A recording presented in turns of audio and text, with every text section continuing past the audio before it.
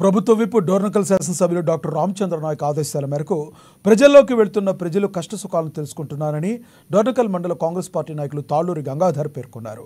చిలుకోడు గ్రామంలో మీడియాతో సమావేశంలో మాట్లాడుతూ కొంతమంది కాంగ్రెస్ నాయకులు ప్రజల్లోకి వెళ్లొద్దంటూ ఆదేశాలు జారీ చేశారని, కాంగ్రెస్ నాయకులు చర్చించుకుంటున్న విషయాన్ని ఏఎన్ఎన్ న్యూస్ తాళ్ళూరి గంగాధర్ని వివరణ అడగ్గా అలాంటిదేమీ లేదని, ప్రజలకు మంచి చేయాలని ఒక ఆశయంతో యువకులు నా దగ్గరకు వస్తున్నారని, వారికి సపోర్ట్గా నిలుస్తున్నానని తెలిపారు. అట్లాంటిది ఏం లేదు. నాకు తెలిసి అంటే నా ముందే చెప్పిన వాళ్ళు ఎవరో తెలియదు, కానీ అట్లాంటివి ఏమైనా ఉంటే కూడా సాగు చూసుకుంటారు. మనం చేసేది మంచి కార్యక్రమాలు.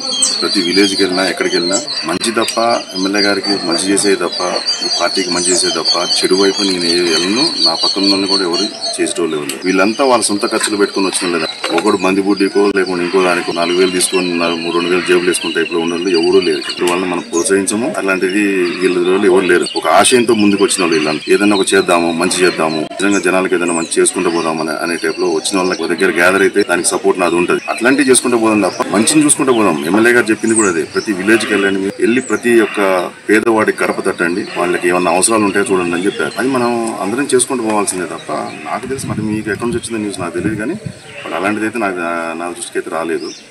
సరే, అది వస్తే ఎమ్మెల్యే గారు అట్లాంటివి ఏమైనా ఉంటే ఎమ్మెల్యే గారు చూసుకుంటారు. ఒకవేళ వాళ్ళు తిరుగుకుంటూ ఆపదలుచుకుని మీరు ఆగిపోతారన్న వదిలేసుకొని వచ్చాను. ఓకే, ఎమ్మెల్యే గారి కోసం వచ్చాను.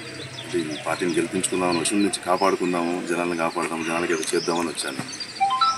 దాని నుంచి ఎనికిపోయే తత్వం, ఆ బ్లడ్ ఇక్కడ ఉంది. ఆ విగ్రహాన్ని చూసుకుంటేనే, ఆ మనిషిని చూసుకుంటేనే పెరిగిన